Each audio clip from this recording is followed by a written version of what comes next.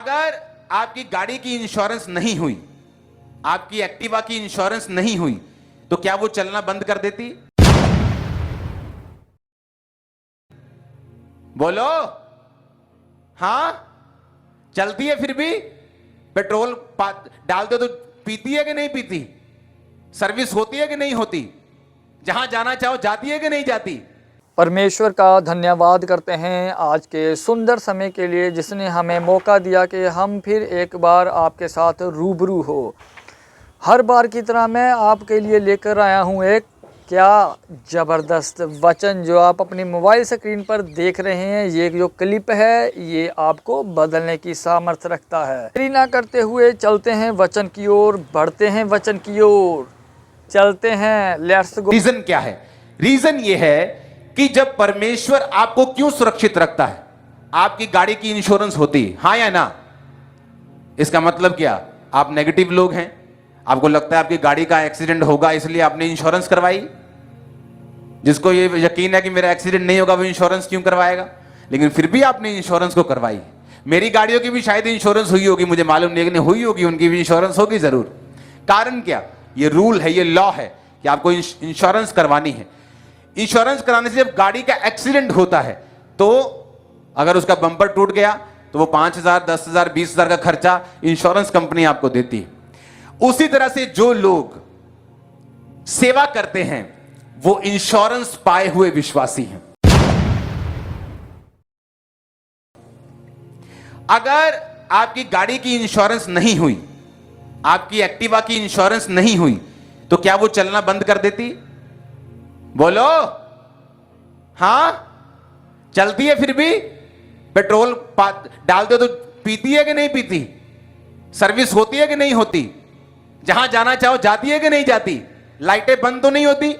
Break चलती है ना? सारा कुछ उसी तरह से चलता है, सारा कुछ वैसे काम करता है जब इंश्योरेंस नहीं होती। लेकिन एक दिन जब वो गाड़ी थोड़ी ठुकती है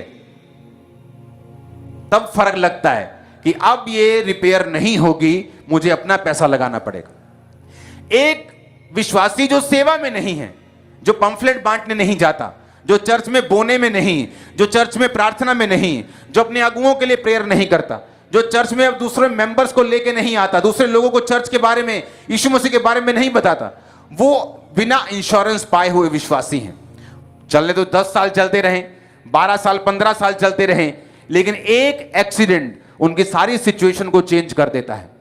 फिर वो बोलते हैं कि हम बड़े अच्छे थे, लेकिन सन फलाने फलाने में हमारे परिवार में एक दुर्घटना हो गई, उसके बाद हम कभी ऊपर नहीं आए। सन फलाने फलाने में हमारे जीवन में एक दुर्घटना हो गई, उसके बाद हमारा परिवार खत्म हो गया, हमारा जीवन, हमारा फाइनेंस खत्म हो गया। लेकिन जो विश्वासी सेवा में होते हैं, सेवा में क्या होता है? परमेश्वर आपकी इंश्योरेंस करके रखता है। जब आप जेन्युइनली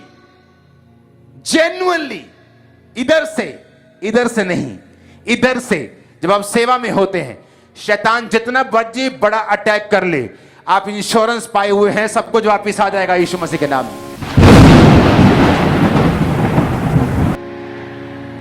किन लोगों के लिए छुटकारा पाना पॉसिबल है और जल्दी है? जो लोग सेवा में हैं।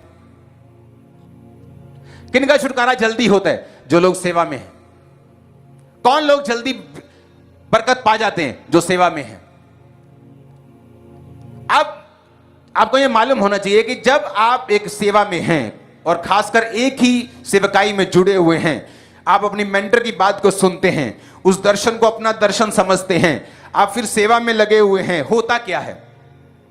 परमेश्वर को मालूम है आप इंश्योरेंस पाए हुए हैं।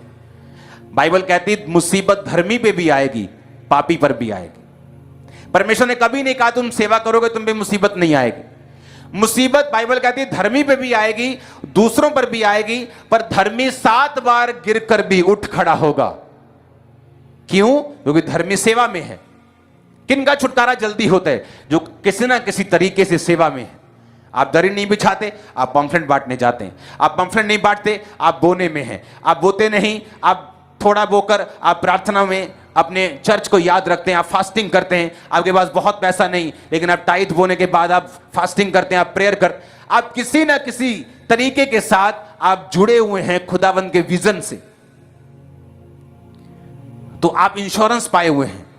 एक विश्वासी जिसकी इंश्योरेंस नहीं हुई वो भी दूसरे विश्वासी की तरह चल सकता है। हो सकता है 10 साल चले, कोई एक्सीडेंट ना हो, 12 साल चले, 15 साल चले, लेकिन वो एक दिन उसकी लाइफ को बदल के रख देता है।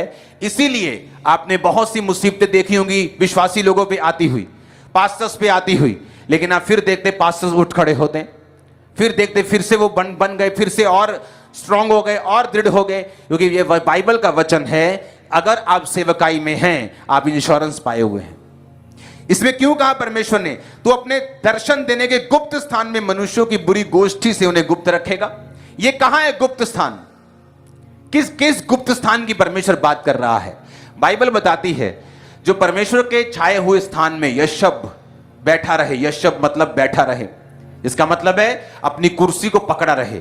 विश्वासी की कुर्सी, पास्टर की कुर्सी, वॉलंटियर की कुर्सी, खुदा ने कोई काम दिया, उस काम को कहते हैं बैठे रहना। एक विश्वासी की जगह के ऊपर, ये नहीं बीमारी आ गई तो बाबाओं के पास चले गए, बीमारी 2 महीने ठीक नहीं हुई तो कहीं और मत्था टेकने चले गए कि ठीक हो जाएगी। वो विश्वासियों की परमेश्वर बात है जो बैठा रहेगा, जो हिलेगा नहीं, जो अपने स्थान को छोड़ेगा नहीं। परमेश्वर कहता है कि मैं उनको इंसानों की बुरी गोष्ठी से,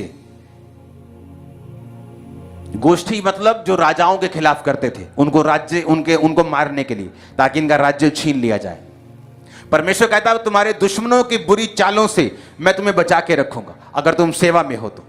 क्योंकि सेवा यानी गुप्त स्थान। कौन सा गुप्त स्थान है? कौन सा स्थान ऐसा है जिस स्थान जो बड़ा मिस्टीरियस है, जो समझ नहीं आता? जो व्यक्ति जेन्युइनली सेवा में है वो सीक्रेट प्लेस में है। आपको डिस्ट्रॉय करना मुश्किल नहीं, इम्पॉसिबल है। यीशु के नाम में इम्पॉसिबल।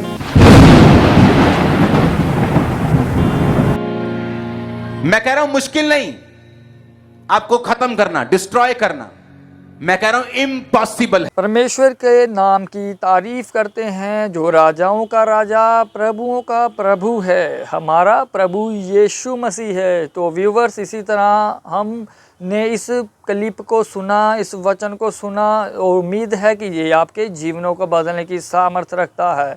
तो इसी तरह हमारे साथ जुड़े रहिए। चैनल पर नए हैं तो सब्सक्राइब करिए और बेल आइकन के बटन को दबाना ना भूलना।